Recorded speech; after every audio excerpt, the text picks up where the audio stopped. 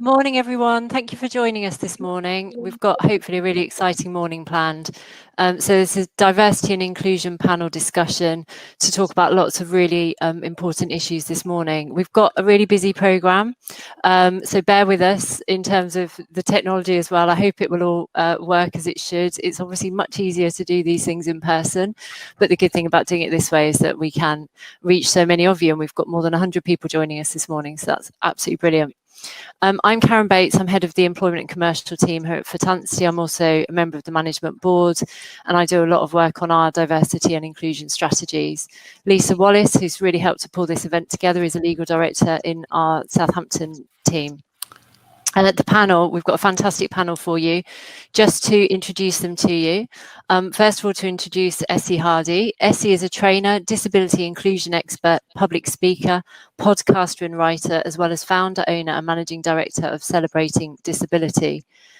Joanne Lockwood is an inclusion and belonging specialist who promotes transgender awareness and supports businesses in policy and LGBTQ inclusion strategies through her company See Change Happen. Andrea Stevens is joining us from Utilita Energy. She's Director of Human Resources. Utilita Energy is one of the largest UK energy suppliers outside of the Big Six. Utilita have been highly proactive in their approach to inclusion, resulting in a huge shift in perception throughout their organisation. And finally, to introduce G. Truawa. G retired from the Metropolitan Police in 2018, having been the longest serving diversity trainer in the Met and the first openly gay person of colour police officer. He's now a freelance diversity facilitator, coach, speaker and owner of Purple Frog Connections Limited, where he delivers keynote presentations and workshops. So this is not a fancy webinar full of employment law and other things. This is very much a lively panel discussion where we really hope you will get some practical ideas. We're here to facilitate the discussion and draw on the vast experience of the panel. Your videos and microphones are disabled, but you can submit questions by typing them in the Q&A panel. We have got a lot to talk about this morning, so if we don't get to all the questions, please forgive us, but we will be following up afterwards with further information from panelists and their thoughts. So do submit questions or thoughts that you have as we're going along. We'll be running a couple of polls as we go along as well, just to get some interactive feedback from you. So just before we start, I had a long introduction written with various statistics and so on, that, you know, the sort of thing that we all think about when we think about, well, why should we really engage with this topic and make sure we drive it forward in the workplace? But actually, I've decided to just lead with a simple comment that I heard recently from Bernardine Evaristo, the Booker Prize winner, who's also one of only 26 Black female professors in the UK. So she was on Desert Island Disc recently, and I literally stopped in my tracks because she was talking about whose job it is to come up with the solutions that we face in relation to challenges to inclusion in the workplace. And she said that people who care most about the change are often those who are the most adversely affected by the status quo. But the people most likely to be able to achieve meaningful change within a reasonable period of time are actually those in power who may not feel adversely affected. And when institutions look at this and businesses look at this, they quite often say to those groups, well, help us understand, help us think about what we need to do. And she was saying, well, actually, if the door is shut, it's often shut from the inside. So it is the role of leaders in business and those who can make the difference to open that door and to engage in the conversation and to actually take action, and not to always turn the conversation to asking groups, you know, what do you think we should be doing, but actually to take action themselves and to work in collaboration to make it happen. So I hope this morning we'll come up with some ideas that you can really implement in your businesses and organisations. So we will start with the first poll, which should appear on your screen now. So if you're comfortable to, it'd be really helpful if you could answer this question here and submit it. And then while we're looking at the results of the poll, Lisa's going to start us off with our first question to our panel.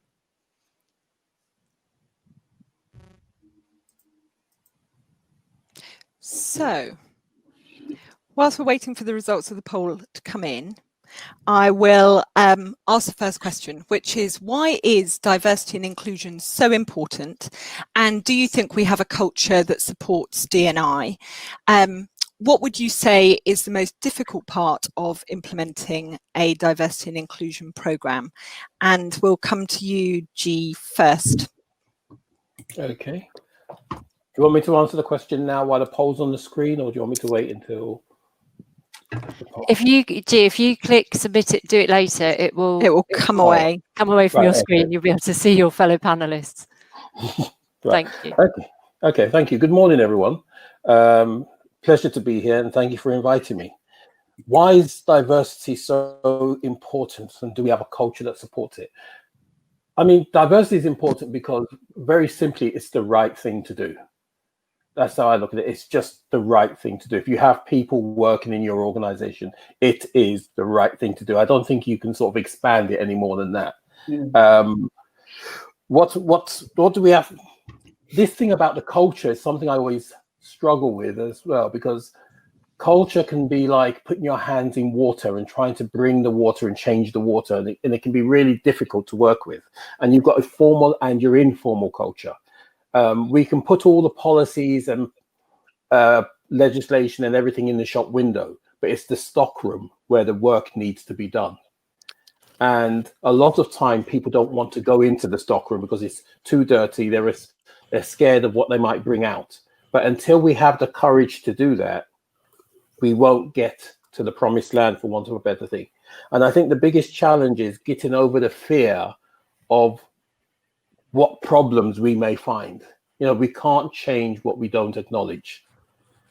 And a lot of times people are scared to get over those problems. If you want to do this right, it's going to get messy. There's going to be anger, there's going to be frustration, there's going to be defensiveness, there's going to be fear. Those are all part of the issues. Right? Those are all things that we should learn to work with rather than avoid. Because when we get through those, then we start to get to greater understanding. Then we start to get to that place where we can actually start to engage meaningfully. That's how I would start it off. And I can see a lot of nods coming from people. So that's. Thank you. Andrea, what would you say is the most difficult part of implementing a diversity and inclusion programme, given your role as HR director? How have you found that? Morning, everybody. I have to say I didn't find it very difficult at all. We have a really open and diverse culture at Utilita. I'm really proud of that, actually. I think the hardest part for us has been making sure that we've got all the different parts coming together. So we're actively doing a lot of work with diversity and inclusion right now. Brilliant. And Joanne, your thoughts on why diversity and inclusion is so important? Good morning, Lisa. Good morning, everybody. Good question. Why is it important? Well, as G said, it's the right thing to do. And it goes beyond the stats we often see, the McKinsey reports. We've all got the data, we've all got the stats. But there is this yin and yang, there is this heads and tails. It's the right thing to do for sure. But businesses also have a benefit for them. Well, what's in it for the business? Because I don't believe, unless there's a payback at some point, that it will be sustainable. So we have to get it on the business agenda. So I think the biggest barrier for me is the senior leaders, senior leadership team, the C-suite, whoever it may be, acknowledging that there is work to be done. I think often they look around the table and go, well, we're diverse, we're inclusive, everyone's fine, everyone's happy, but it's often difficult to have a really true view of the world from the top table. You have to really get into the grassroots, into the shop floor, as G said, go into the stock room, root around all the stuff that's in there, all the dirty, messy stuff, and actually ask people how they feel. And I think the challenge for me is the C-suite really acknowledging, no matter how great they think the company is, there is still work to do. That's really interesting. And Fitz, just looking at the poll results there that have come in, we've got lack of diversity in senior management itself as being an issue, as well as lack of education and understanding in this space. May I? Can I just, sorry. Go on, let's go with Andrea first. What were you going to say, Andrea? I was just going to say about why it's important is because talent's everywhere. It doesn't come in a particular form. So we should also be reflecting on customers everybody's individual, and that's really how we try and look at life, where I am. But you know, you don't know where talent is, so don't shut the doors, people. It's a really good point. G. I was going to say, there's also the other thing is we tend to look at diversity as it's about the other, right? And, you know, it's about forgetting to recognize we are part of that diverse world as well. So even if you've got that management team, and when people say there's a lack of diversity in this group, I'm sort of like, no, it's that you haven't recognized the diversity within the group.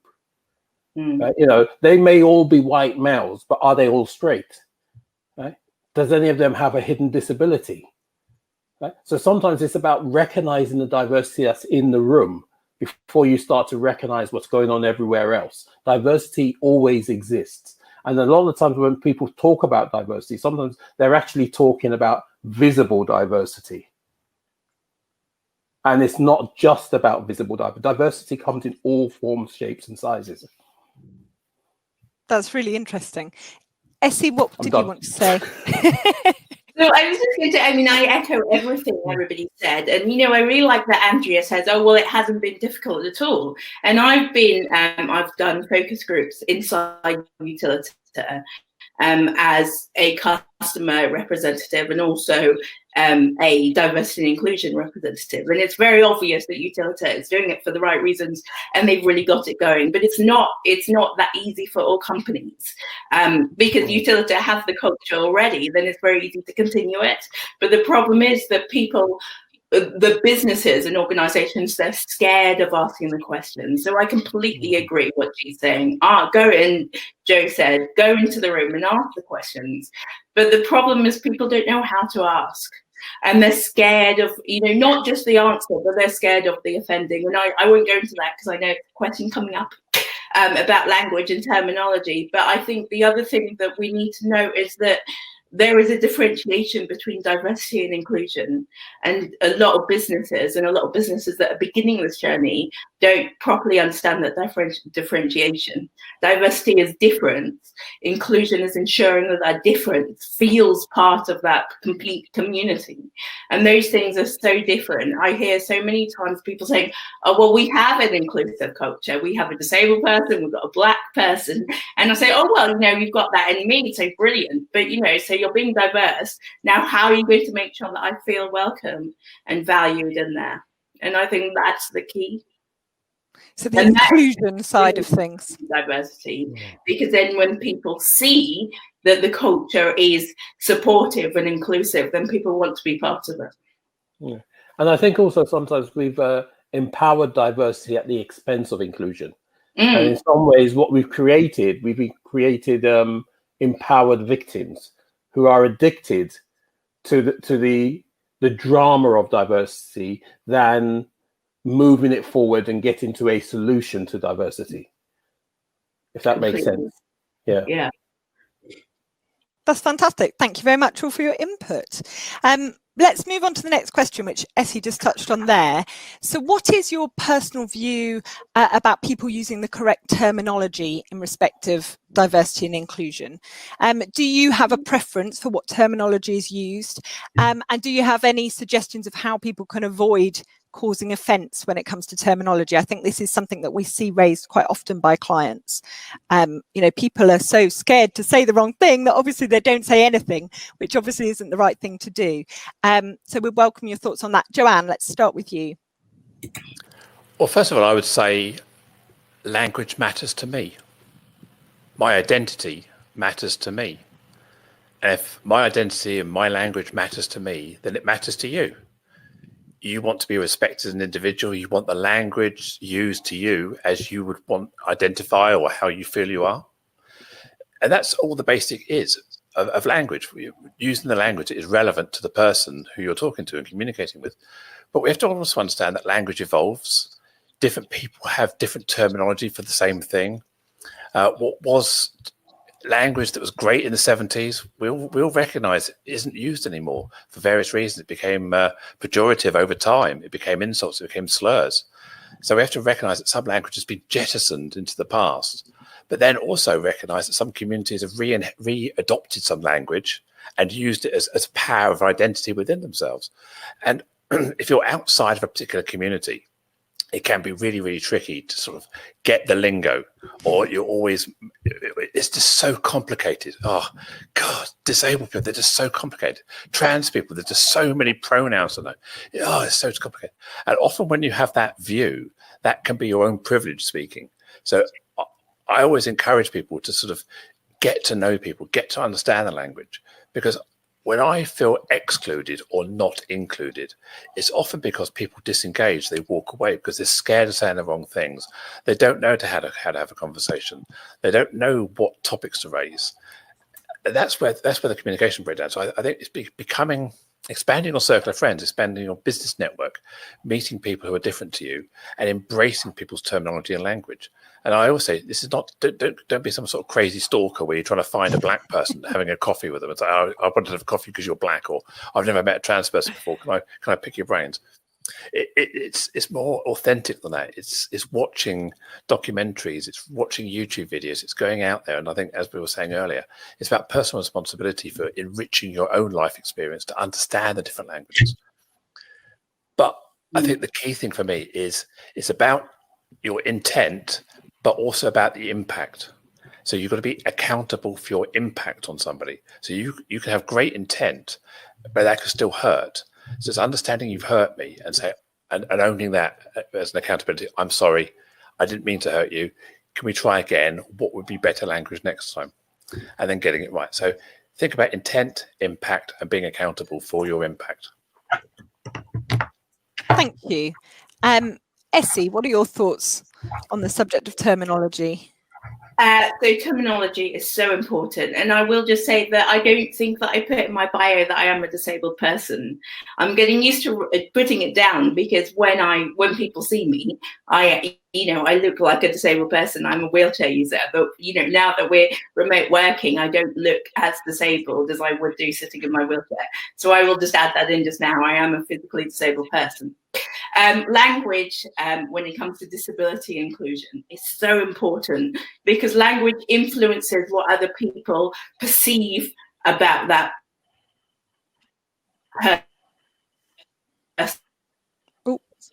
person. And about the diverse group of people, where we had the Spastic Society, but now that's been turned into scope, because spastic is now a word that is only used as a derogative term, and I could go on and so on and so forth. But I think what we need to do is we really need to think about, okay, if we were talking about ourselves, how would we want to be represented? So I think somebody earlier in the discussion mentioned that the problem with them and us, and so when we think about others, we think about them, and we're not like that. We're the same. You're the same as me. Us, we're good. But actually, if you take away that them and us and just think about people, Essie's really liking this. Essie needs this support. Then you think about people as the same as you, and it's very much easier to think about the terminology that you should use. I think also people are very scared, as Joe said, of saying the wrong thing. So if you're not sure, just ask. Would you like to be referred to, in my case, as a disabled person or a person with a disability? And I have a very strong opinion as to why I want to be associated as a disabled person, because I believe that I'm disabled by the society I live in. So at the very beginning, Karen was saying, oh, your mics and your cameras are disabled, i.e. they don't work anymore. I work, but because of the way society is shaped and built, I can't work within the society that I live in. Therefore, I'm being disabled by something external. So it's very important to me how I represent my disability. And it might be equally important to the next disabled person that they're referred to as something else. So it's about opening up those conversations and just asking and saying, I'm not quite sure, would you mind explaining if you have a particular reason why that reason is, and then I can learn from you. But always remembering that language is fluid. So what is acceptable today might not be acceptable tomorrow. And what might be acceptable in certain situations are not acceptable in others. So, for example, the way I talk about my disability with my friends is not the way I'm going to be talking about my disability on a professional, working your spots, and knowing that relationship you have and the impact that it's going to have on that person is really important. But the only way that's going to come is by conversation. That's really insightful. Thank you. G, your thoughts on terminology? It's, my first thing is that we can't expect everybody to know everything about every word out there, right? And I think sometimes that having that expectation is what creates the fear. And for me, I always said, start from the point, see the person in front of you. Don't see the label. See the person, engage with the person. I'm going to engage with Joe. I'm going to engage with Essie. I'm not going to engage with a trans person or a black person or this person or that person. I'm engaging with the individual and give the individual. I mean, the other thing about this thing, and Essie touched on it there, is that it's also about context. Yeah, I can be in some situations and scenarios, and I'm a black man. I could be in another scenario, and my gay side would be most important. So, so it depends on the context and the thing of where we are and what we're in. So the best thing is to ask, to have the conversation and ask. Most people, I would say 90% of people, are more than happy to say, this is who I am. This is how I would like to be identified. Do you think it's okay to ask if you've known someone for a long time but never had that conversation? I bet you there are lots of people listening thinking, I wish I'd asked that before. And now I feel that we're into the relationship too far. Would you be happy with somebody approaching and saying, Yeah. I mean, I've been in that situation. I've personally been in that situation. And, you start with, I'm sorry, I'm really sorry if I've got this wrong, but can I ask? Mm-hmm. Yeah? And, it's about being respectful rather than fearful. Yes. I think that's also good because it shows your thinking. It shows that you're interested and you want to learn. So if someone came up to me and say, Joe, I had this thought last night. Can I just ask you something? Oh, fantastic. You're in the learning zone. Why wouldn't I want to help you? Or I attended a question and answer panel and it made me think, I've never actually asked you this question. Let's sit down and have a chat about it. The ones that really get my goat, though, are the ones that come up and say, look, I'd just like to have a conversation with you about this. And they want to tell you what they think you should be. Right? And the whole conversation is about, this is what I think is right, rather than asking the person in front of them, is this right? The other well-meaning action that some people do is they think all I'm interested in is, because I'm trans, is talking about being trans. And I often get people email me articles or WhatsApp me a link to a trans article. It's like, great, can you send me something on EastEnders or Holby City or something like that? I'd be much more interesting. But yeah, it's funny enough, I do my own research on trans awareness, so I'm kind of up with it. But it's really nice, but it's almost like your cat bringing home a frog. It's with a cat flap and leaving it there. So look what I found you. It's really, really, really interesting. But for me, it's like, thanks, but it's okay. Yeah. I've got that. Yeah. See the person, not the label. Yeah, I think that's a great takeaway point. See the person, not the label. Thank you, all of you. That was really interesting. We're now going to move on to question 3. So, Karen. Yes, so we're moving to look a bit at recruitment here. So, Essie, turning to you first, how should a company who's looking to be more diverse go about recruiting candidates?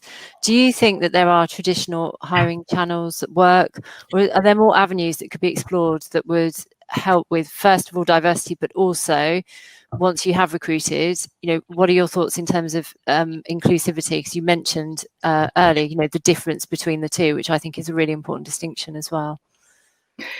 So I think that when businesses ask me this question, the first thing I always say is think about your why.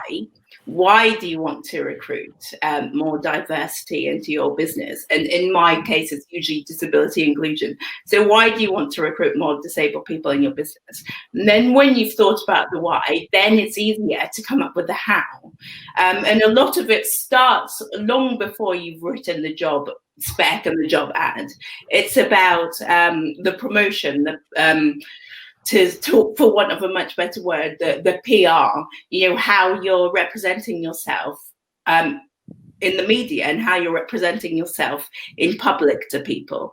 Because if you're not representing yourself as wanting a diverse and inclusive workforce from the outset, you're not going to get people applying for your jobs anyway, because they can just see straight through you. So really start long before you're starting to advertise about thinking about why we want to do this, how we're going to do this, and then what's missing at the moment, and then fill in those gaps.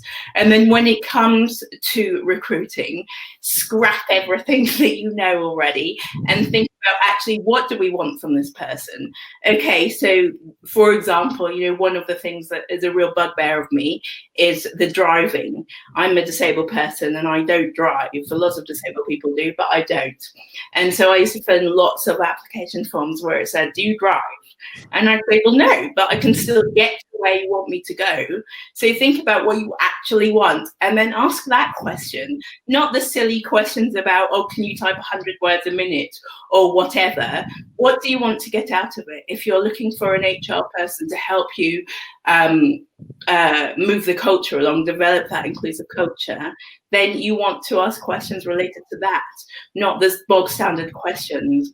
And then when it comes to disability inclusion,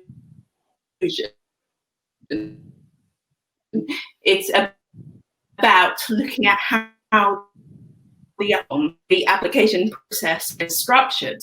A lot of processes are structured to be non-inclusive for disabled people because of lots of reasons that I could spend an hour answering. But if they're not inclusive, not only can that person apply for the role, but they can see straight away that you're not actually thinking about them. So again, going back to the difference between diversity and inclusion, think about why you want the diverse workforce, and therefore what do you need to do to actually get it. And if it is that your application or your recruitment process is purely inaccessible for one group of people, realize that that group of people are going to see straight through you. So it doesn't matter what you've written, again, in the shop window, but if they can't actually get in the door, then it doesn't matter anyway. So make sure that people can get through the process, and then make sure that that recruitment team is knowledgeable, aware and confident to support that person with any requirements they might have to be the best that they can be throughout that recruitment process. And then obviously it goes on to the workplace as well. So making sure that onboarding, and as I call it in quotes, the business as usual process is inclusive. So you're not just getting that disabled person in the door and then saying, oh, well, see you later. Good luck to you. I'll be off. Oh, you can come out for a meal tonight, but oh no, it's not accessible, so we'll see you in the morning. But making sure that everything that takes place in the workplace as part of that workplace community, as part of those meetings, as part of the office perks, as part of the conferences and the end of the year, as part of the general daily working routine of the job, is inclusive and accessible for disabled people, as I'm specifically talking about disabled people, but is inclusive and makes everybody feel a sense of belonging and feel as though they're included and valued and welcome to be there. I think that's a really useful call to action, actually, in terms of people going away and thinking about what is it in the advertising process and in the job description and so on, what's essential, what do they really need from that role. I'm a really committed non-driver actually as well. I always scratch my head on the driving question and think, really, shouldn't we be doing more to facilitate people not driving? But I think absolutely, I think greater attention to those issues would be really valuable. G, from your experience, is there anything that you would add in terms of the recruitment process and making those opportunities, attractive to a wider group? Yeah, I mean, the first thing I would essentially agree with almost everything Essie says, especially the why. But it's not why. It's also why are we not diverse? I think that's an important question. What is it about us that's making us not diverse? Because we haven't addressed that question. Then it's almost like, to me, it's like you have a dirty pond and you want to put new fish in it. And no matter how many new fish you put in the dirty pond, the pond's not going to clean the fish. The pond is not going to clean the fish. It's going to dirty the fish. Yeah, does that make sense? Right? So it's about recognizing that the pond as well has to be cleaned. The pond has to be ready to accept new fish. The other side of it is I remember doing some work for an organization, and they were saying that they wanted to recruit more people from inner city urban areas in this thing. They want to do their bit for the community, and they weren't succeeding. And I said, well, why? Where were you advertising? They said, oh, in the Telegraph and the Times. And I'm sitting down there, and they're looking at me like, we're advertising. And I'm like, know your market. Know the market that you're going into. There are agencies out there now that will specialize in helping you to understand the markets you want to go and to recruit from. So know your market, know your advertising market, know the people and the communities that you want. If you want to have a diverse workforce, advertise in a diverse way. One of the things I remember we looking at, and also don't think that because, I remember we were doing some work in the police around recruiting more people from minority backgrounds, as in black people. And they put adverts into a paper called, it was a black paper, predominantly black paper. And we were getting very few adverts. And then we had this agency come in and said, well, why are you going with that paper? They said, because it's a black paper. He said, yes, but do you realize more black people read the Evening Standard than they do that paper? So again, it's about checking out the market, checking out what works in those markets and doing the research behind it. That's how I, That's really, that is really helpful. And I absolutely, I think that point around really the deep thought around not just thinking we've ticked a box because we've advertised here or there, but really think about and really do your research to understand whether that will make the difference that you think it will. And I sometimes hear clients say, well, we tried X or Y, it didn't work, so it's not for us. And it's like, well, if it didn't, find out why, understand why, and do more until it does work. How Andrew, deep down the rabbit hole do you want to go? Definitely. Andrea, do you have any thoughts on this from your perspective when you're recruiting? Yeah, so we don't have an application form. I don't like boxes, so that's not what we do. We just ask for CVs, which don't like those either much, but at least it gives you a flavour of the skills and abilities. We try and talk to as many people as we can that apply, because it's about the attitude, whether they're pink, spotted, three-headed, is really irrelevant to us. It's about the skills and what they can bring to our organisation. We could do more, but we don't, obviously there's no print, we don't advertise in print media anymore because that's like very 80s now. Everything we do is online, and I hope we do it in a range of different platforms in the hope that we can catch as many people's interests as possible. So there's something else I was going to say. Oh, can't remember. Okay, great. And Joanne, have you got thoughts on this? Yeah, I class myself as an inclusive recruitment specialist. So I work with companies all over the UK, Europe, and elsewhere. I speak on stages, a lot of recruitment events. So I work with talent acquisition systems as well. For me, it's about the candidate experience as well as the pond that G's talking about here. Candidate experience is traditionally bad in most organisations. Most candidates would say that the feedback they give to how they're treated from that application point is dire. They get very little feedback. They drop out. They show no interest. And when you have a minority characteristic or less typical, that can play on your mind. Is it because I'm disabled? Is it because I'm black? Is it because I'm trans? Is it because, or is it just because I'm not good enough? And the other thing I challenge an organisation is, we hear this bland statement, we hire the best person for the job. It's about meritocracy. And I want to call the BS on meritocracy. Who decides what is meritocracy? Who decides what is the best person for the job? Often what we're doing is we're basing it on the incumbent, the person who's leaving that role, or person who is doing a similar role, or through the eyes of the hiring manager, or the person writing the JD. We have to actually look more objectively, as he was saying, that we need to look at what the real role requirements are. And looking to people who are saying, but it's very difficult to hire a female chief financial officer in the City of London if you're looking to hire from a like company, because there aren't many female chief financial officers in the city.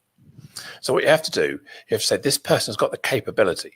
So think about capability, attitude, think about potential, emotional intelligence, flexibility, all the adaptability stuff that we want for the future, not purely on time served or who have they worked for in the past.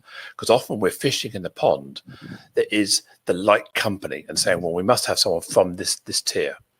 Give someone else a chance, reach out. And I also challenge organizations when they talk about doing blind hiring, blind auditioning, whatever you want to call it, anonymizing CVs, however you want to, whatever process you want to do. Those are great. In a fair and equitable world, going forward, that would be fantastic because everyone stands a fair chance. But right now, the seesaw is the wrong way. We're unbalanced. We need to disrupt the monoculture. In order to disrupt the monoculture, we need to increase our pool of people who are not the same. And I hate the word diversity hiring because that doesn't mean anything. Targeting underrepresented individuals through positive action campaigns. How often do you hear companies say the candidates are lazy, they haven't tailored the CV for the job, they haven't read the job description, they haven't covered in their personal statement the roles and attributes of the job?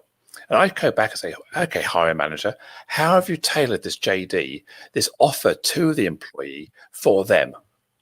We're offering the same job spec to everybody. And of course, it doesn't resonate with everybody. So if you want the candidates not to be lazy, don't be lazy as a hirer. Go out into the market and say, right, if we want to attract more women for this role, make sure you have inclusive features that resonate with women. Flexible working, childcare arrangements, different sorts of attitudes, reverse mentoring schemes, opportunity for fast tracking, women's power groups within the organization. Emphasize these attributes rather than expecting it to be a go-getty, work late, chief partner. We want your soul. So think about how you're describing the job. And if you're trying to target people from an underrepresented community, look at their language, look at what matters to them. We talked about language earlier. Work out their language. And as G said, advertise where those people go. And I also encourage people to spearfish rather than net fish. If you're looking to find a specific group of people, target those people specifically. That's positive action. That's allowed. Positive discrimination isn't allowed. Positive action is. So targeting people proactively in your recruitment, spearing and targeting people, that is allowed. So go out there and target people you want to recruit, and then make sure you value that person throughout that recruitment process and measure them throughout that process. What are the demographics from start to finish? Where are people dropping out? If you're getting a great mix at the beginning and a poor mix at the end, where's that drop off? And then sometimes look at the hiring manager and say, well, actually, maybe we're the problem. It's not the candidates the problem, it's we're the problem. And be honest and put some training and effort into training the hiring managers, training the hiring team, have diverse interview panels and not a board of straight white men. Brilliant. Thank you. Fantastic advice there. So we're going to move on to another poll just to see what all of you who are listening are thinking. And this poll will focus on Black Lives Matter. So we'd be interested to know whether you have focused more on diversity and inclusion in your workplace since the Black Lives Matter came to prominence again in June 2020. So if you can submit your thoughts on that, that would be great, and we'll feedback on that in a moment after the next question. So leading on from the poll, I wanted to ask panel members what effect, if any, has the Black Lives Matter movement coming into prominence again had in the workplace, in your view, if at all? And has that affected the focus on other areas of diversity and inclusion? G, what are your thoughts on this? I know that you've talked a lot in the media about this and in other places, so it'd be really interesting to hear from you this morning. Thank you. Well, I still think we're still in the early stages of understanding the impact of the Black Lives Matter movement. And I think that we also have to be careful to recognize that there's a difference between the movement and the organization. Yeah.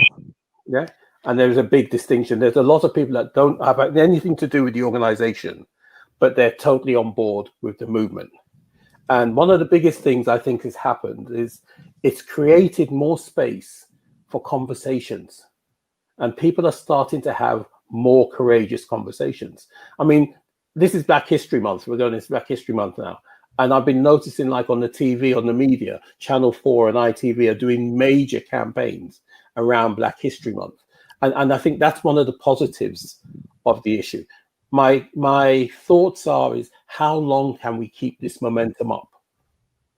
Because what happens is there's this massive drive, everybody's on board, and then after about 2-3 months, something new comes on the line, knocks it off the agenda, and everybody forgets about it. And all the hard work has to be repeated again in another year's time or 2 years' time. So it's about, to me, we're still in the early stages. The other thing I've noticed is younger people are becoming more engaged with the issues. Companies are now starting to ask what we need to do. But then again, I divide the companies into 2 categories.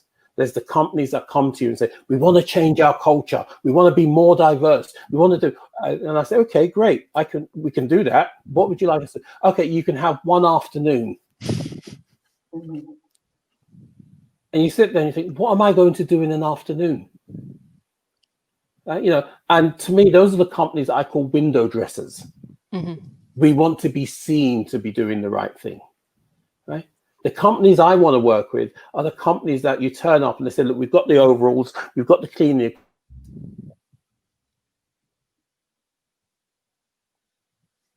equipment. There's the stockroom door keys. That's what will make a difference. And those are the companies that I want to work with that are really doing their best and are really prepared to say, whatever it takes, we need to do this. And those are the companies I want to work with. Those are the companies that I love working, because that's where the challenge is. That's where the work is. So to me, BLM has created the space for more conversations. It's definitely created the space for more conversations. Yeah, and I'm sure that we've got people who are attending today where it started those conversations, but they are still on that journey about thinking, what do we actually do in practice? So I think being able to do this today and thinking about, you're right, absolutely, the point, you can have an afternoon is not, you're never going to get started, are you? So I think that long-term thinking around a strategic commitment to what happens next. So can I just say one more thing? Sorry. The other thing about it is that it's, oh God, it's just gone out of my head. I'll come back to me. Shall I come back to you? Essie, do you have thoughts on this? Oh, Joanne, yeah. Right. Who first? Joanne, do you want to? Yeah. Okay. Quickly. Yeah. One of the things I've learned is I never thought about Black lives. I never thought about the struggles that Black people have in society. I used to look at Black people through my lens and think, well, it's okay. We all struggle. We all got things going on in our lives. And I think what Black Lives Matter has done to me is caused me to open up my eyes, open up my thoughts, to engage in conversations. And one of the powerful phrases I learned was understand what it's like to be white, understanding what it's like to be me and not have to think about the color of my skin.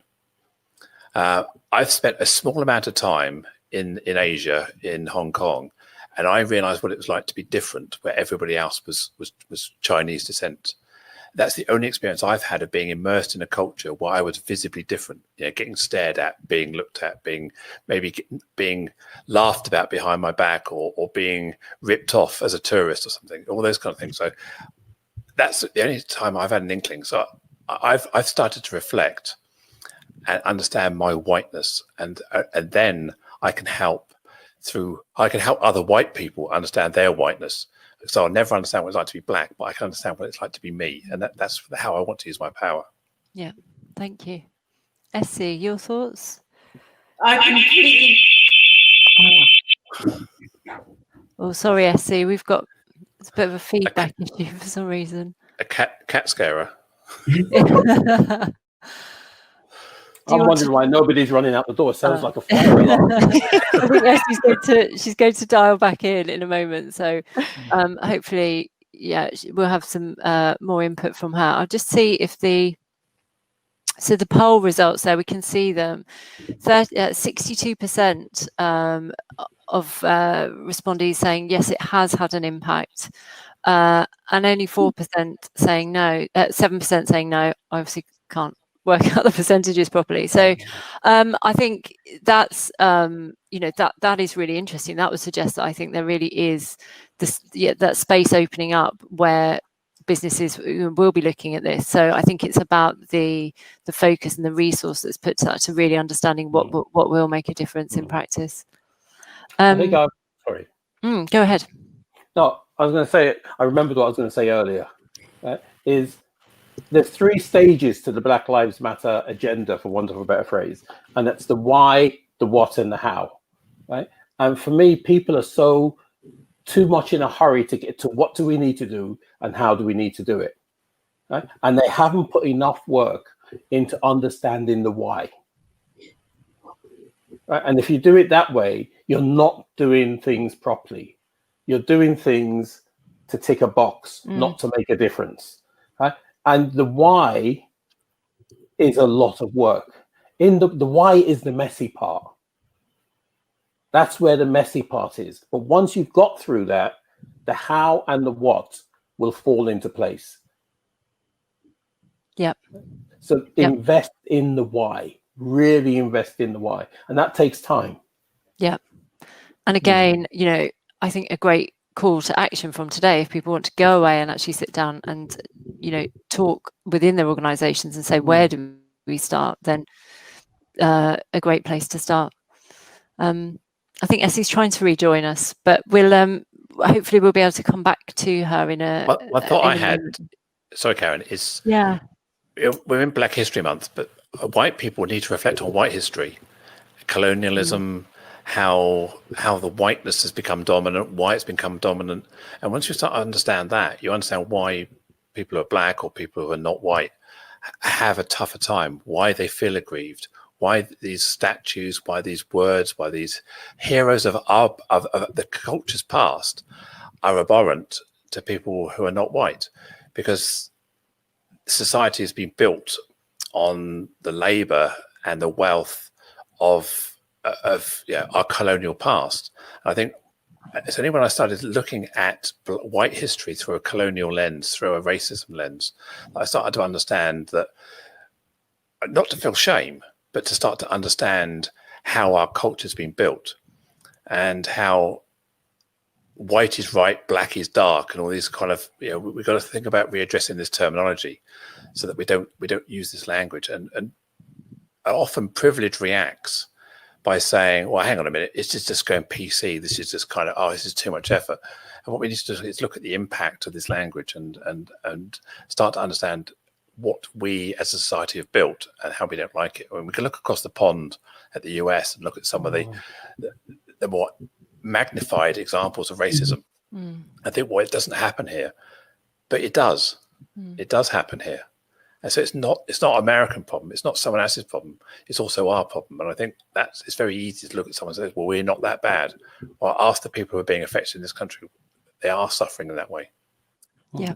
Yeah. Essie, try again. Can you hear me?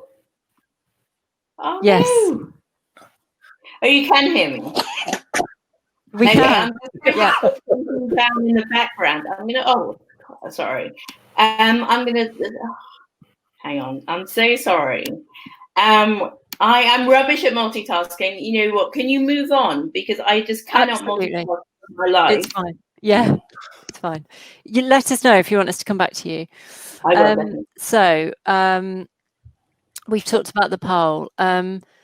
So Lisa, you were going to take on the next question. Yeah, so we'll look at the third and final poll first, I think. And that is, which of the following does your organisation already do in respect of D&I? So if you can all have a quick think about that, and then we'll have a look at the results. I'm back. Can I answer whilst to the poll? Oh, yes, absolutely. That's perfect. Yeah. Sorry, I cannot multitask. I missed a lot of the conversation, so I apologise. But, the bit that I heard was what G was saying about, you can have half an hour on this day for this. One of the last events I went to, well, it was the very last event I went to before we were locked down, was an event on International Women's Day. And the person that introduced me stood up before I went on and said, this year is the year of inclusion. So welcome, Essie Hardy. And I said, oh, that's brilliant. What's going to be next year? Is it going to be the year of exclusion? What's going to happen now? And what I find, and I'm finding it a lot with, the rise of the Black Lives Matter movement and now Black History Month. Obviously, I am a mixed race person and I identify as a mixed race person. However, because I'm a disability inclusion expert, nowhere do I advertise that I speak expertly on Black Lives Matter issues and Black history issues. Obviously, I said that I wanted to answer this question today, which is why you asked it to me. But we have noticed in the advent of Black Lives Matter, I have noticed I get about 3 requests a month to talk on my experiences of a Black woman. Not on my experiences as a disabled person, as I advertise, and in Black History Month, that kind of has now gone up to about 3 a day at the moment. I opened my email this morning and I had loads of emails for them, and sometimes I say yes, but I talk to the person, but quite often I say, I can share my personal experiences, but if you're looking for an expert in this matter, I can recommend some people. And I think too many people it's that fear again, isn't it? It's jumping on the bandwagon. What can we do quickly to sort it out to look like we're doing the right thing? Or even we want to do the right thing, we don't know what to do. So actually we're taking this misguided movement to do something. And I completely agree. How long is this going to last? Is it going to last till Christmas? I've signed up to a webinar next week where I'm going to be a participant, where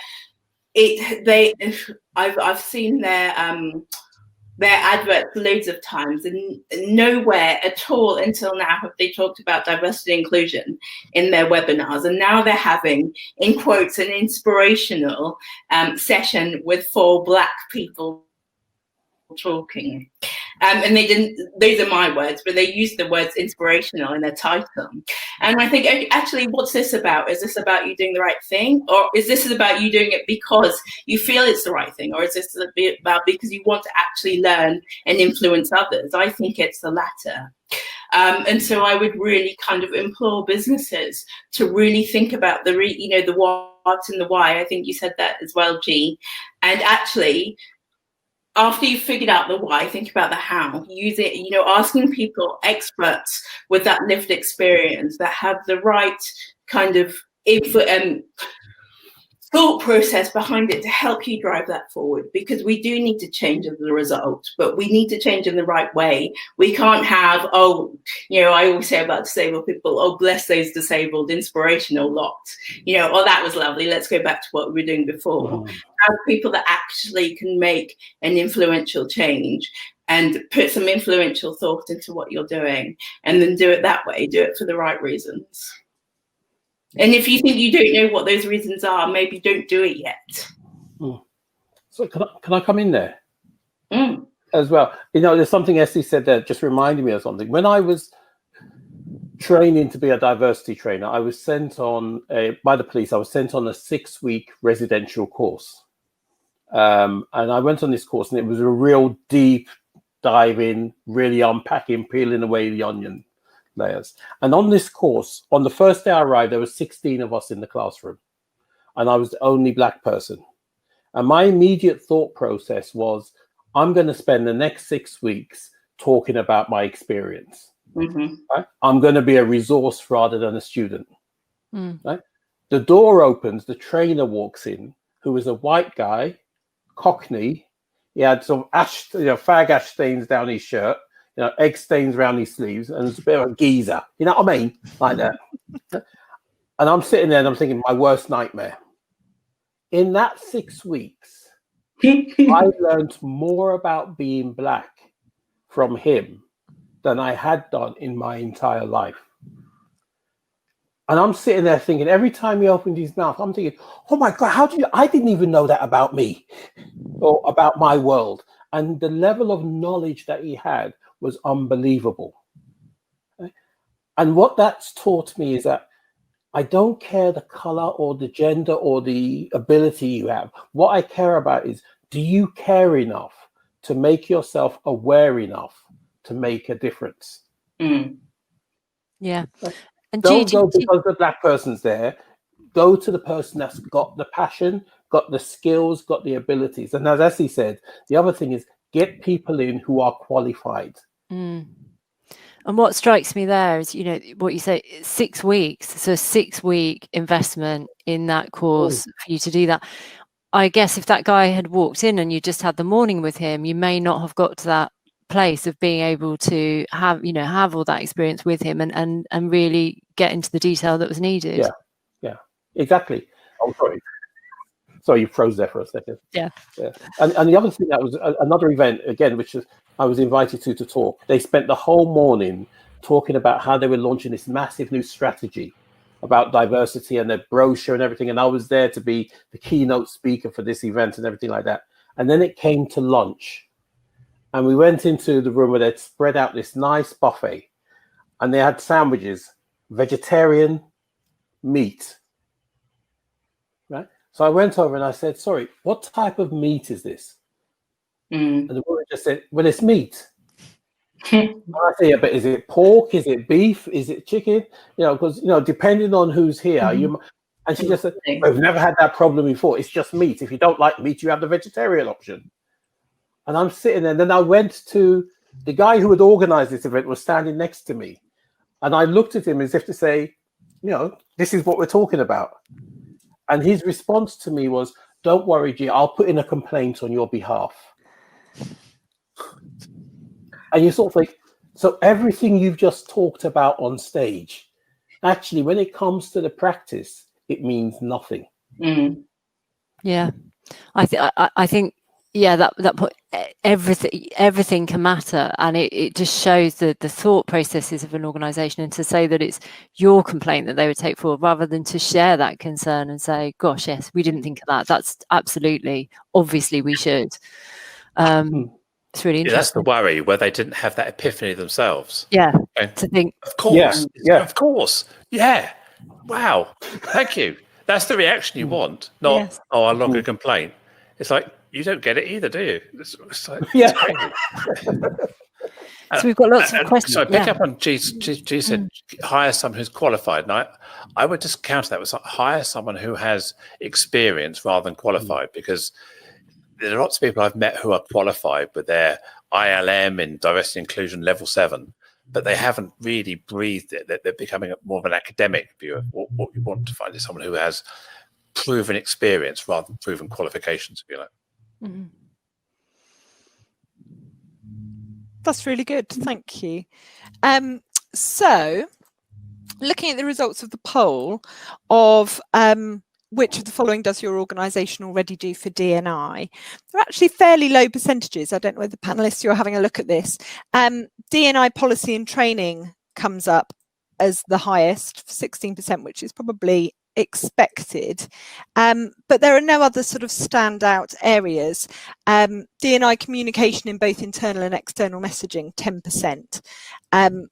So that leads us on nicely to give some ideas for people as to what they could do in this area. So what would you say, and Andrea, will come to you first, what do you think are the top 3 things that you would recommend an employer does that would have both the greatest impact and also result in more inclusivity?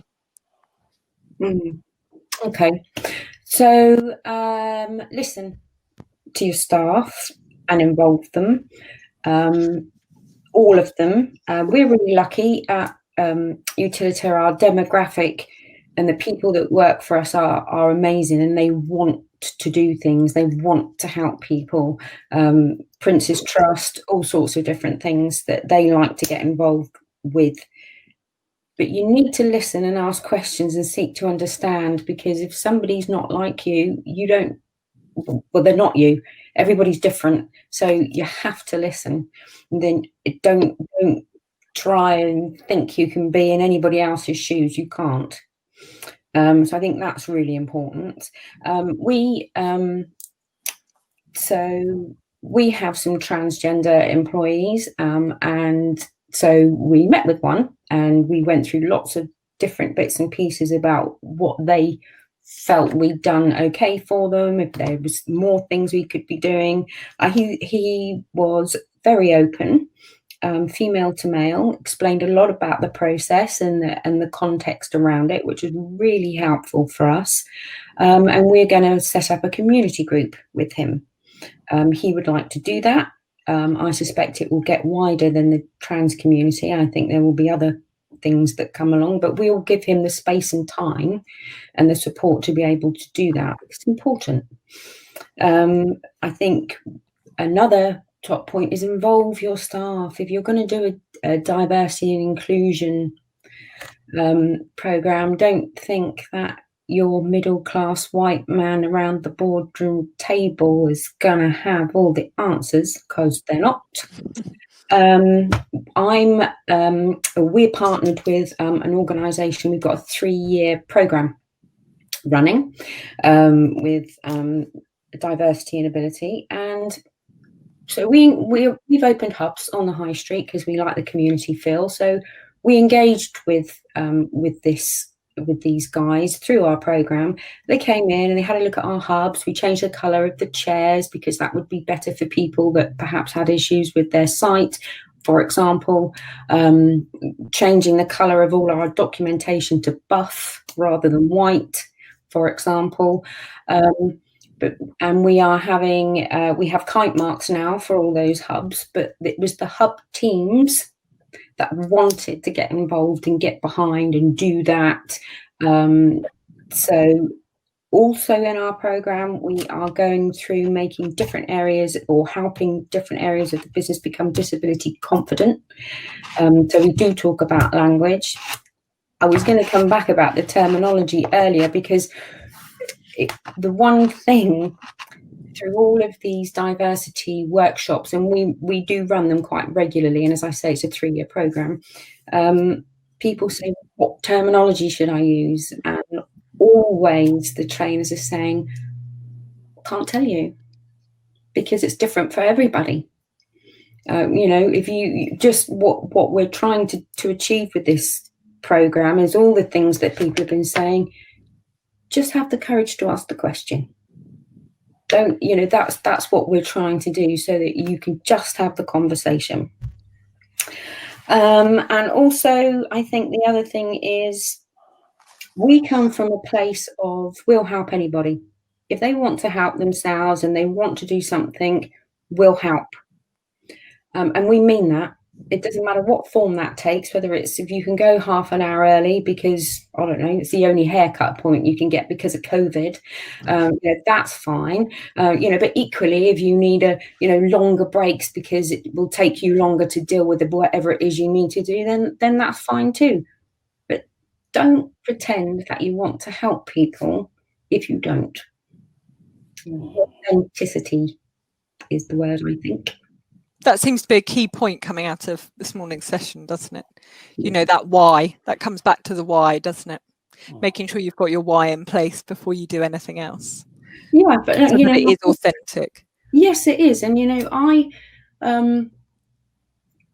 I'm just interested in people, individuals. I just I also I echo Joanne's point about seeing, like you, well, okay, I don't have an issue with anybody, so how can anyone else have an issue with anybody? That's just ridiculous. But of course, not true. So I've found that quite an interesting process. Thank you. That's really helpful. Joanne, what are your thoughts? Things you could do as an employer, greatest impact? I'm glad I'm going second, not last, because I'm sure we're going to cover very similar ground. Andrea's took a couple of mine. So think about this why, the why of D&I, as I call it. It rhymes. It's easy to remember. What's your why of D&I? That's about the C-suite, the senior management team, setting the tone, setting the culture. If you've got a D&I or an HR officer, head, have to justify to the board the strategy, then that's the wrong way around. The board set strategy. They do the strategy. The people who work for the organization implement and do operations. So if you're having to sell a strategy to your board, ask a question is, what's the board doing? The board should be there for the strategy. If you have to justify it, the board aren't behind it. So get the board behind this and understand their why. I think people science data is important. Measure, track, wash, repeat. Measure, track, wash, repeat. So if you don't know what you're doing, you're never going to know if you made any changes. And I'm talking this is right from pre-hire to retire. So you need to know your employee life cycle. We understand our customers. We track our customers. We're doing NPS scores. We're surveying our feedback on our customers. We need to understand our people. And if someone says they're getting survey fatigue, they're not. They're getting lack of action fatigue. If you ask them, do something. The NHS you said we did, and it's on a notice board on every ward. You said we did. So staff said and we did. So that's what people get tired of, lack of action rather than being asked. And I think focusing on emotional intelligence and cultural intelligence will then give people the tools. So people don't understand necessarily language, they don't understand about everything. But if they've got the emotional intelligence and cultural intelligence to be able to ask the right questions, to be able to adapt their way of communicating to whoever they're speaking to, that is the great tool to have. So you haven't got to train the answer, train the skill to get to the answer. That's really helpful. Thank you. And looking at the results of that last poll, 9% say they do D&I feedback surveys. So it'll be interesting to see what people think about the "you said we did," because that is the key, isn't it?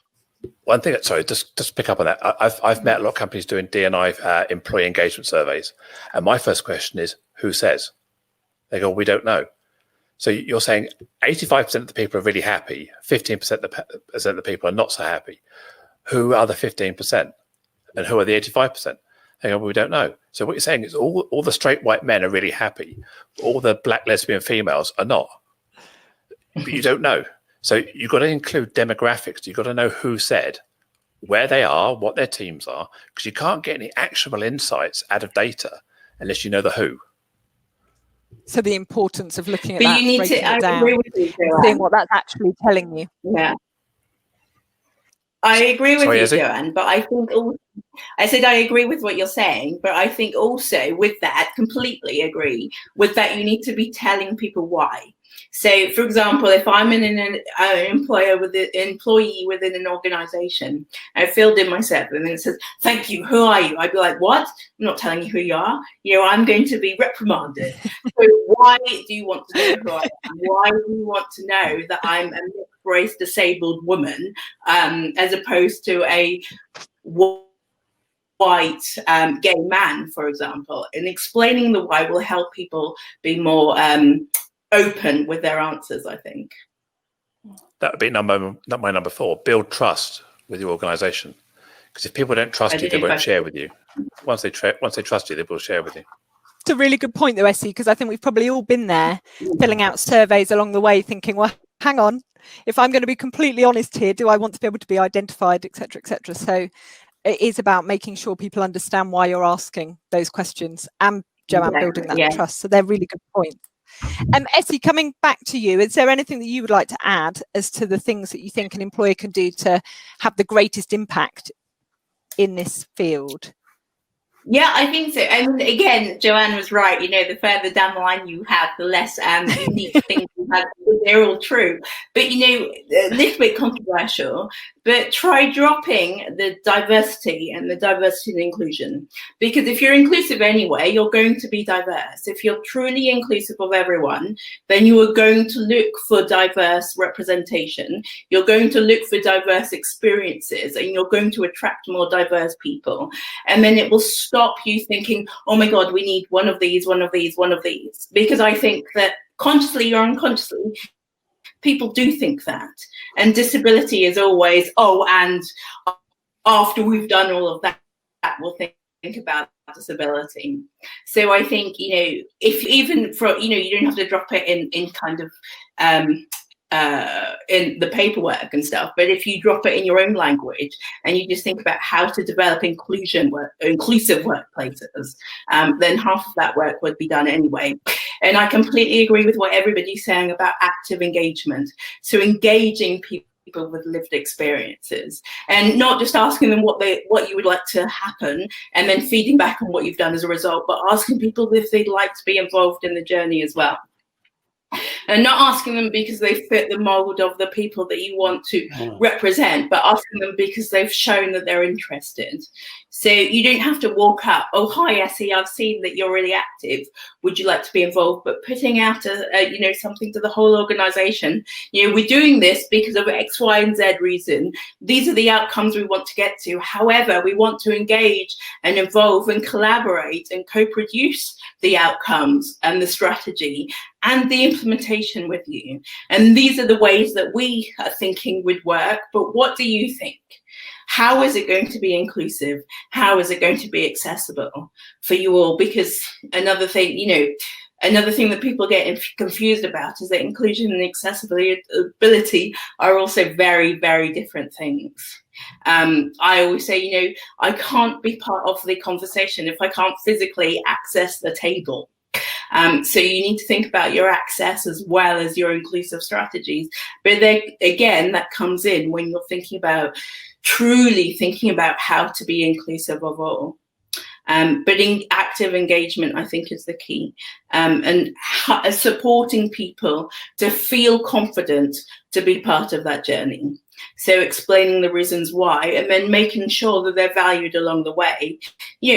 Welcoming them into the room simply, and then feeding back all along the way, making sure that everybody has a voice, understanding how people feel confident to have that voice as well, and using lots of different varying methods.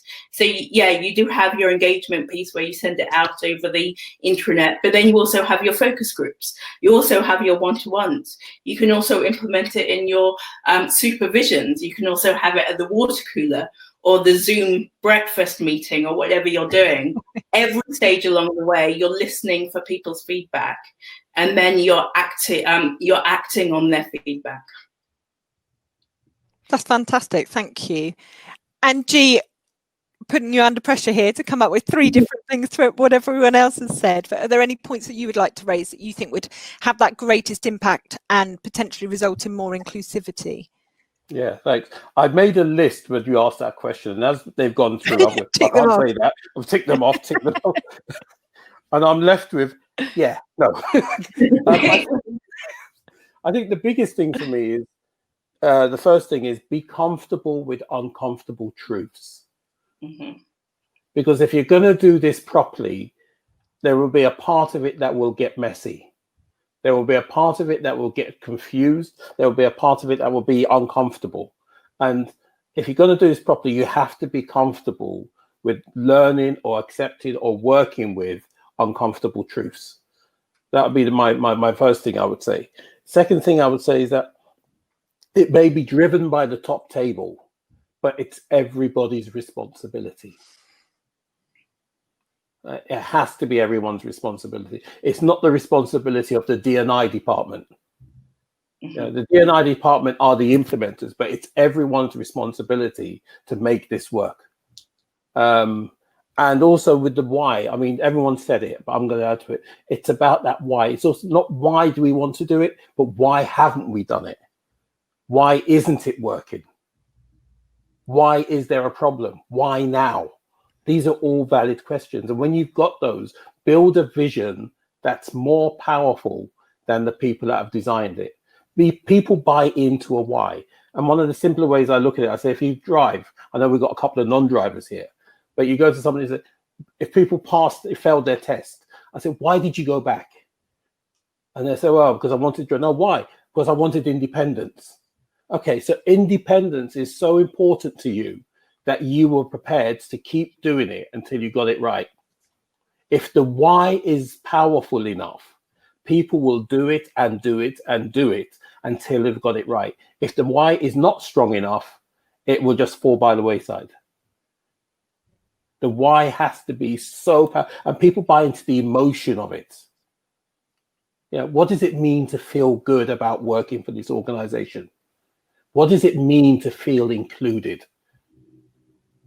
What does it mean to feel that I can come to work and I can be myself? That's what people buy into. not the policies, but those feelings. So they have to be part of it as well. Is that 3? Yes, Yeah, I think yeah. you're there. There I we think go. that's a really good point, isn't it? Empowering the workforce, making them want to work for you as an organisation. That's got to be the ultimate goal, hasn't it? To have a happy workforce who feels that it is inclusive.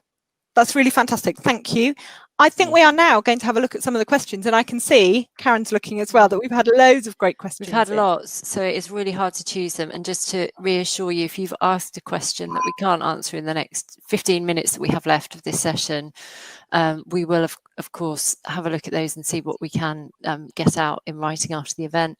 I think leading on, G, from what you were saying, we have had a question, which I think is an important one, about how do we help people feel that level of belonging when they're in the organisation? How do we develop that feeling?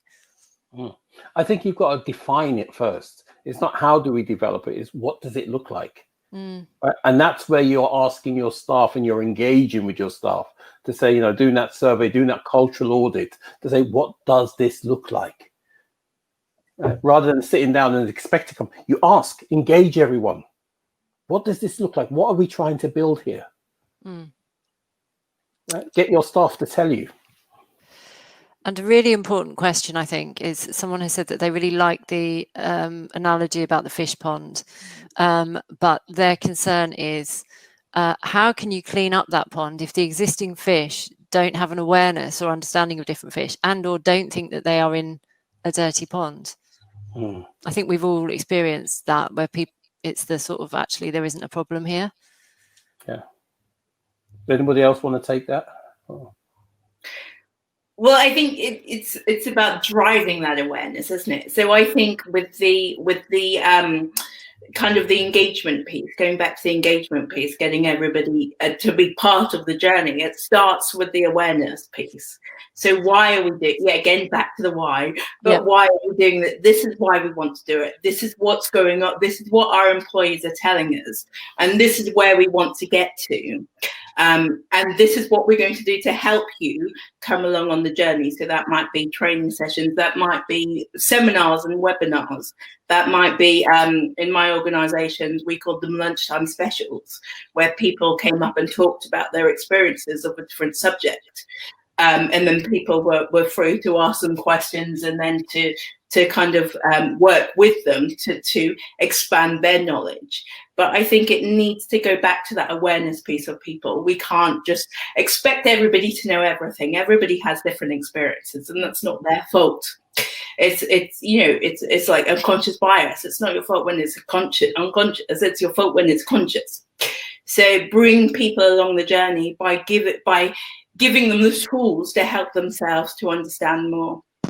Brilliant. I think one of the things I would add to that as well, it's about if you're not sure whether that water's dirty, it's also about the culture. If you've got a culture where people can't come to the management and say, this is how we feel, that's your sign right there. That's just, so if you're sitting in that room thinking we're okay and nobody's telling us anything's going wrong, that's your problem right there. That's when you know the water's dirty, that no one's telling you that there's a problem. That's very true. And I think what Joanne was saying earlier on, the you said we did, that's very powerful, because to do the survey and to hear from people and then perhaps not to act because it's inconvenient to look at the data and say, well, we don't really know how to fix that. So you can see that disengagement that happens because people have taken the courage to explain and nothing changes. Sometimes the other problem is that it can be seen as a bolt-on to someone's role, an unpaid, voluntary element. Make it part of people's roles. If people want to champion it, make sure those hours are within their work hours, not something they've got to commit to on top of their work hours.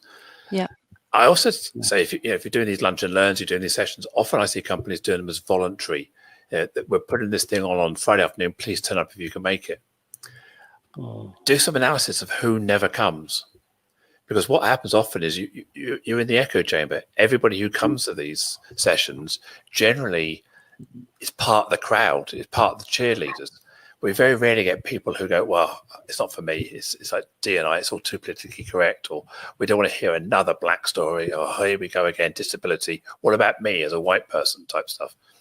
So start to understand who's not engaging. And I'm not saying you want to wheedle them out and make examples of them, but trying to learn about the language. Why aren't they engaging? Because to be inclusive, you have to be holistically inclusive. That includes the people who don't want to engage. So you've got to try and engage with them. Maybe you need to do some more on male suicide, the challenges of being a white man sometimes, because it's not easy either. So by balancing out the events to make sure that everybody feels that there's a place for them, means you're going to get more engagement.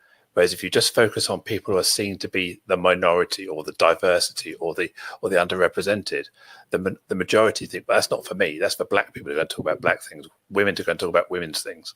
But where can men go and talk about men's stuff? That's really good advice. Thank you. Yeah. So one other thing I would add to that as well, again, and I said it before, is about recognizing that even though you can't see people's story, they have one. Now, I could walk into a room of white males, and like I said, there could be somebody in there who's married to a black person, or has a disabled child or a family member, or has somebody going through cancer. And to me, it's not about knowing. If you really want to be really, really good at working with diversity, it's about knowing that you don't know. Mm-hmm.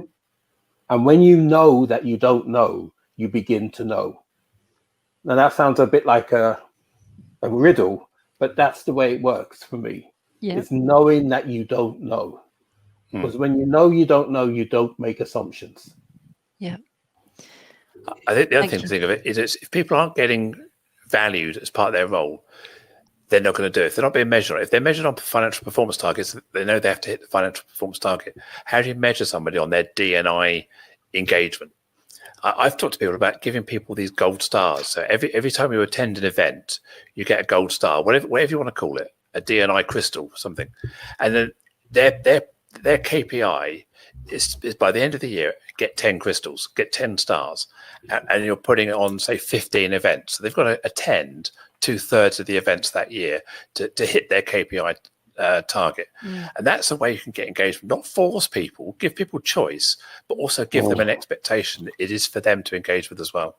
But then with that, I agree with that, Joe. But I think then with that as well, they have to be able to say something about what they've learned as a result of that event. Yes. Because you could get a bunch of people sitting in the back row saying, "Oh, well, I've got my blue badge now or my star. I'm going to go on." So making sure that they can engage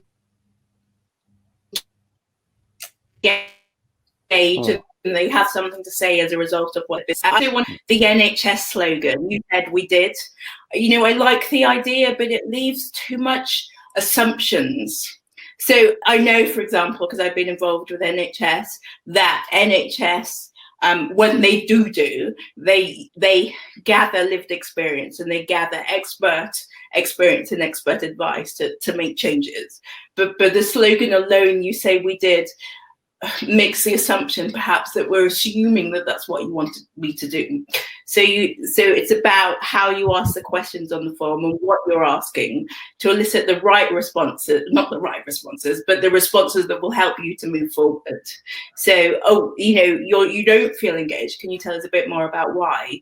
And then the doing part is properly engaging the right people to help you make the difference. So not just the boardroom sitting in a room saying, okay, they said this, therefore we'll close the office early and we'll cut people's salaries in half because they went home early, because that's what we did as a result of you saying that we worked too long hours. And they're actually involving everybody in the journey to make sure that the outcomes are helping to move something forward. Yeah. I remember being at talking to a guy on a company, and he said it was during the time of when the bombings were going on, right, and and the stuff with Al Qaeda and stuff like that. And he said when he got to boards and he asked people what they were doing around diversity, he said, "I've got a problem." And I said, "What's the problem?" He goes, "I've got this one Muslim guy in my office, in my department, who's not doing anything because everybody comes into the room telling me how they've helped him." Right? So it's about not ticking the box, but what difference did you make? What meaning did you get from this? I think those questions should be added to those, interview questions. Not what have you done about diversity, but what impact did it have? What did you learn from it? What meaning did you get from it? That's where it starts to shift, because people have to start thinking from there. Yeah, completely agree. But also, sorry, may I? Please. Yeah, also we do cross-functional project teams for well-being, team, all sorts of different things. And it's not labelled as a diversity or inclusion piece. However, that will be the result. There's so many different people involved, and we're all diverse, aren't we? Yeah. So I would say for anyone out there, please do the cross-functional thing. It's so powerful and people love getting involved. So we've just got a couple of minutes left, and just to emphasize, all the questions are really good questions, so it's been quite hard to choose, but we've got one that's specific that I've been asked a couple of times recently. I'd be just really interested to put to the panel, actually, to get your views, because I'm not sure what the right answer is. In relation to CVs in the current situation, a lot of businesses are working towards processes of pitch videos, virtual CVs, uploading. I know that in our business, we use contextual recruitment that has algorithms and so on to understand, the person's experience as against, measured against other parameters, so that we're not just stacking one CV against another. And that has been really helpful for us. So I'm quite thoughtful about the place of virtual CVs. On the other hand, maybe they are really helpful at the moment. So it'd be really good to just hear your views on that, if you've thought about that at all in recent weeks. Oh, we've been thinking about it for a while, particularly in certain categories of work. So in our sales environment, for example, having a CV from somebody who wants to sell, that's great, because you can get the energy from the video. You can see how the behaviours will play out for you in that environment.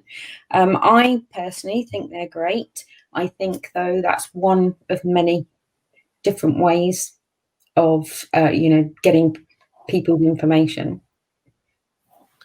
I would say it depends on what next. It depends on the culture, the recruiter, the people looking at the video.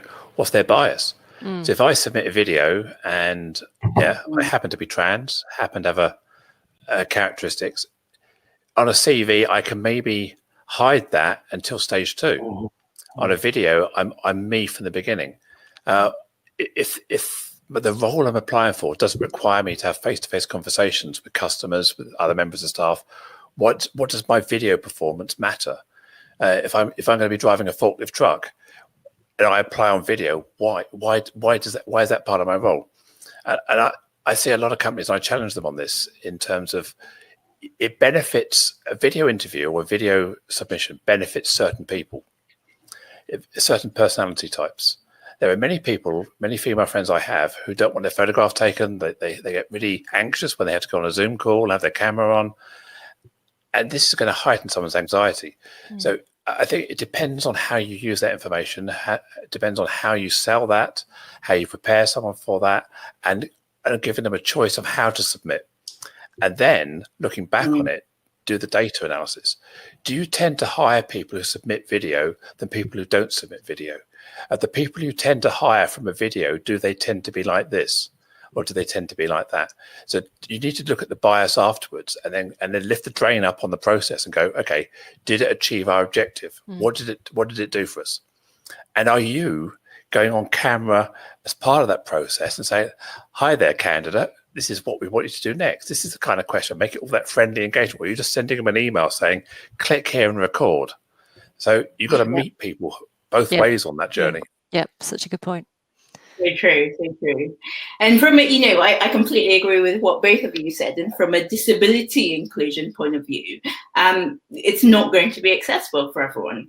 So it's again just hammering down the point is there needs to be one way to submit an application form. It can't be the only way, and it needs to be supported in that way as well. So if, for example, I as a disabled person really want to submit my my application by video, but I can't physically do the video myself, is there going to be somebody on the other end of the phone at your business that's going to help me do it? Yep. Because that would be brilliant. You don't have to be in the same room to help somebody do a video. And are there going to be alternative ways? So if, for example, I have a neurodiverse disability, is there somebody going to be able to ask me questions so that I can still show my personality, but I can't actually actively think of the questions I'm going to be answering unless somebody asks them? So is there lots of different ways in order for somebody to do that? Yeah, great. G, very I brief. think, very brief. There's a cartoon I have that I use in the classroom, and it's got a recruiter sitting behind a desk, and the candidates in front of him has got a monkey, a giraffe, an elephant, and a fish. And the recruiter says, right, we run a fair and equal recruitment process here. So we would like all of you to climb that tree. Mm. And I think that says it all. That's brilliant, isn't it? Yeah. Yeah. Well, look, we're out of time now, but thank you so much to all our panelists. I hope everyone found that as valuable as I did. It's given me so much to think about for our business, but I hope for all of you attending, I can certainly see from the questions and the comments we've had that people have found this incredibly valuable this morning. Lisa and I will be following up with details of the panelists so that you can get in contact with them directly if you'd like to work with them or ask them anything. And we'll also have Q&As and a recording of today's session. I hope that there might be people that you want to share this with in your business. So the recording will absolutely be available. And thank you for attending. We hope to see you soon. Bye. Thanks, Bye, everyone. thank you. Thank you. Bye. Thank you.